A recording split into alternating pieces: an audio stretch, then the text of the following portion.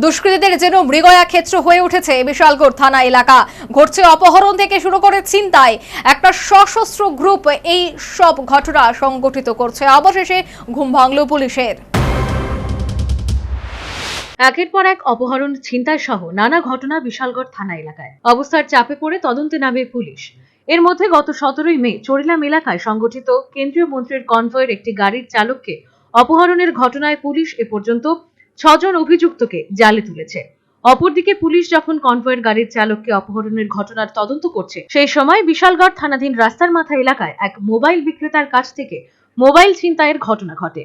স্বাভাবিকভাবেই দুষ্কৃতীদের পরপর ঘটনায় প্রবল চাপে পড়ে পুলিশ। কাল বিলম্ব না করে ছিনতাইয়ের ঘটনায় পুলিশ মামলা হাতে নিয়ে তদন্তে নামে এবং এই সকল ঘটনার মাস্টারমাইন্ড সমরদীপ বর্ধনকে গ্রেফতার করে এবং তাকে জেরা করে মধুপুর থানা এলাকার নোয়াবাড়ি থেকে আকাশ দে নামক এক দাগির পরিত্যক্ত বাড়ি থেকে একটি পিস্তল উদ্ধার করে।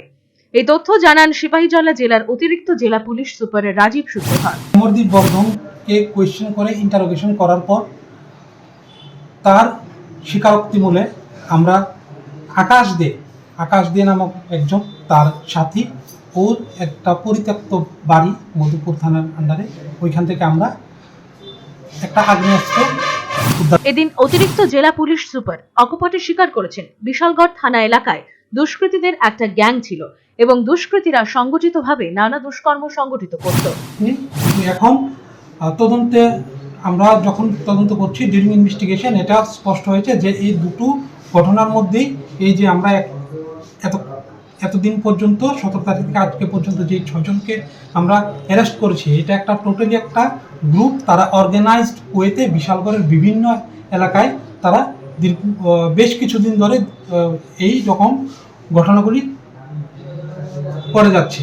এখন আমাদের কাছে কংক্রিট এভিডেন্স আছে, আমরা তদন্ত শুরু করেছি এবং ওদেরকে অ্যারেস্ট করেছি। মামলার মধ্যে স্যার কতজনকে গ্রেফতার করা হয়েছে এখন পর্যন্ত? প্রথম যে কেসটা 17 তারিখে যে অনারেবল মিনিস্টার কনভয় ওই কেসটা রিলেটেড যে ছিনতাইয়ের ঘটনাগুলি ঘটেছে, ওইটার মধ্যে আমরা টোটাল 6 জনকে আমরা অ্যারেস্ট করেছি।